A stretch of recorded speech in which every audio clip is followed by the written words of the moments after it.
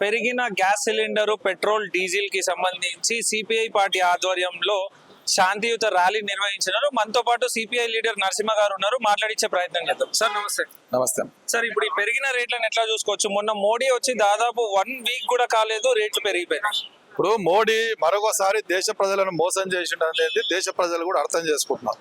ఎలక్షన్లప్పుడు అంతా నేను petrol పెంచా diesel పెంచా అనేటటువంటి అభిప్రాయంతో ఉండే, కానీ మాలాంటి వాళ్ళని చెప్తున్నాం, ఎలక్షన్లు అయిన వెంటనే ప్రజల మీద భారం పడుతుంది అనేటటువంటి అభిప్రాయం చెప్పినాం.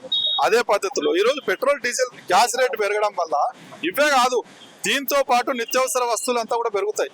పేదవాడు బతకలేనటువంటి పరిస్థితి అనేటటువంటిది వస్తుంది.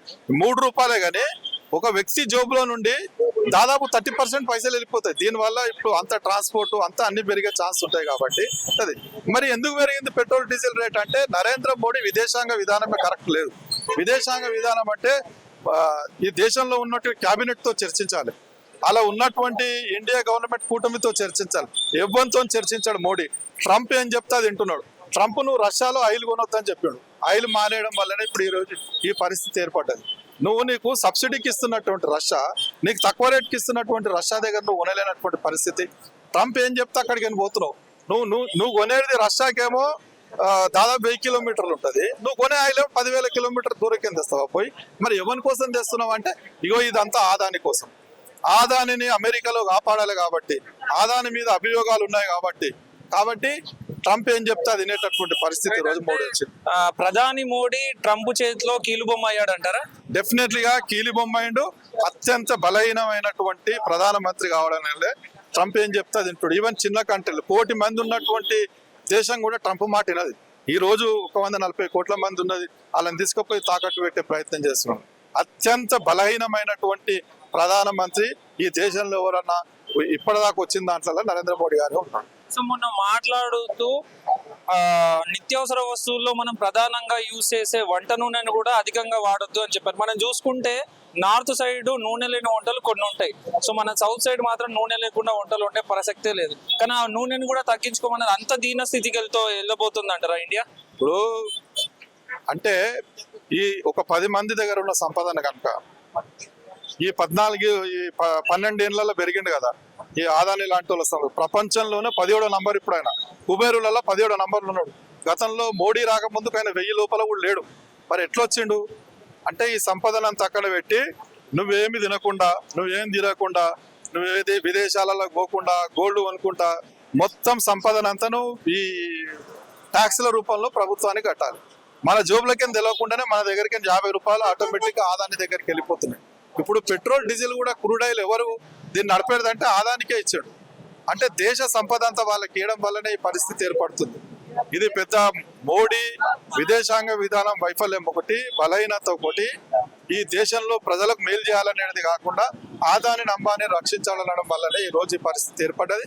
అది ప్రజలు కూడా ఆలోచిస్తున్నారు. ఎందుకంటే మీరు చూస్తున్నారు కదా పేపర్లలో, ట్రంప్ చెప్తాడు, ఏం చెప్పినా దానికి వ్యతిరేకంగా మాట్లాడాడు మోడీ. మాట్లాడుకోవడానికి కారణం ఏంది? నన్ను ఇంకేం మాట్లాడతాడు, మోడీ నన్ను సంతోష పెడతాడు అని చెప్తున్నాడు. అసలు ఎక్కడన్నా ఉందా ఇది? ఈ దేశంలో గతంలో ఉన్న ప్రైమ్ మినిస్టర్లు నువ్వు అమెరికా కూడా నీ కంట్రీ గురించి నువ్వు చెప్పుకో, నా కంట్రీ ఎట్లా నడపాలో నాకు తెలుసు అని చెప్పారు. కానీ మోడీ ఏ రోజన్నా ట్రంప్ను వ్యతిరేకంగా మాట్లాడా? ఇది పరిస్థితి.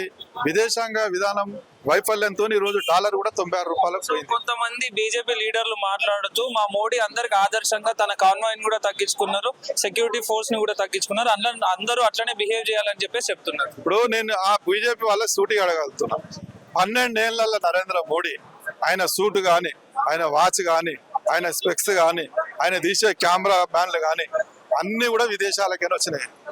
అన్ని కూడా 12 ఏళ్ళు నాకు తెలిసి 100 కోట్లు ఈ రోజు మోడీ కోసమే ఖర్చు అయినాయి. ఆయన డ్రెస్ల కోసం.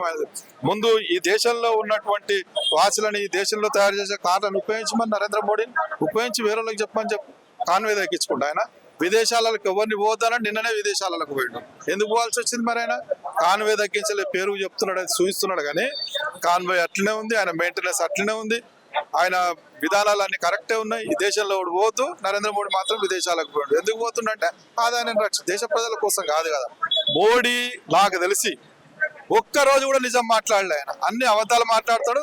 దేశంలో ప్రజలని ఎట్లా మోసం చేయాలని తెలిసి ఒక మోసగాడు లాగానే ఈ రోజు దేశ ప్రజలు మోడీని చూడాల్సినటువంటి సో అవసరం. ఫైనల్ గా మీ పార్టీ స్టాండ్ ఏంటి పెరిగిన ధరల మీద?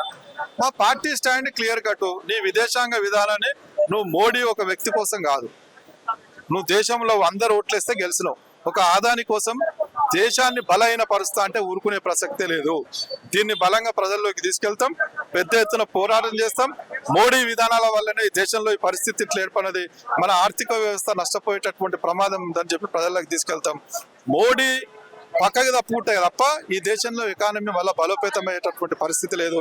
దేశంలో ఉన్న పేద మధ్య తరగతి ప్రజలు కూడా ముందుకు డెవలప్ అయ్యేటటువంటి పరిస్థితి అనేటటువంటిది లేదు. అదే పద్ధతిలో ప్రజల్ని చైతన్యవంతం చేస్తూ పోరాటాలు చేయడం అనేటటువంటి ఆయన పోస్ట్ లో, మోడీ పోస్ట్ లో ఇంకెవరుంటే దేశం బాగుపడుతుంది అనుకుంటున్నాను. ఇప్పుడు మా నరేంద్ర మోడీ పోస్ట్ లో ఎవరుంటారని కాదు, ఎప్పుడు ఒక వ్యక్తి చేతిలో వ్యవస్థ అనేది ఉండొద్దు. ఇది ప్రజాస్వామ్య దేశం. ఇది కేబినెట్ చేతిలో వ్యవస్థ ఉండాలి. కేబినెట్ ఈ రోజు నరేంద్ర మోడీ కేబినెట్లు అంతా కూడా మోడీ కూర్చోమంటే కూర్చుంటాడు, లేస్తాడు. ప్రజాస్వామ్య పద్ధతిలో నడుస్తలేదు. ఎవరు వచ్చినా ప్రజాస్వామ్య పద్ధతుల్లో నడిస్తే ఈ దేశం డెవలప్ అయ్యే ఛాన్స్ ఉంటుంది. మోడీ కూర్చోమంటే లేసి ట్రంప్ ఏం చెప్తా తింటుండు, కాబట్టి ఈ పరిస్థితి వచ్చింది. అదేను యూపీఏ గవర్నమెంట్ ఉన్నప్పుడు, లేదా గతంలో ఉన్నటువంటి ప్రభుత్వాలు ఉన్నప్పుడు, నేషనల్ ఫ్రంట్ ఉన్నప్పుడు అందరితో చర్చించి నిర్ణయాలు తీసుకునేటోళ్ళు. దీనికంటే ఎక్కువ సంక్షోభం వచ్చింది ప్రపంచంలో మన మన్మోహన్ సింగ్ ఉన్నప్పుడు. చదువుకున్నటువంటి వ్యక్తి కాబట్టి 110 రూపాయలు బ్యారెల్ ఉంటే 64 రూపాయలు పెట్రోల్ ఉంది. ఇప్పుడు 109, ఇంకా తక్కువ ఉంది బ్యారెల్ రేట్ ఇప్పుడు అప్పటితో పోలిస్తే. కానీ మరి రేట్ ఎందుకు పెరిగింది? ఈ మధ్యన ఉన్న దళారులు తింటుర్రేడా. అప్పుడు ఉన్నటువంటి మన్మోహన్ సింగ్ ఈ దేశంలో పటిష్టం చేసి డాలర్ వ్యవస్థ కానీ, లేదా బ్యాంకులు కానీ అన్ని పటిష్టంగా ఉండడం వల్ల మనకి ఇబ్బంది జరగాలి. అది లేదు ఈడ.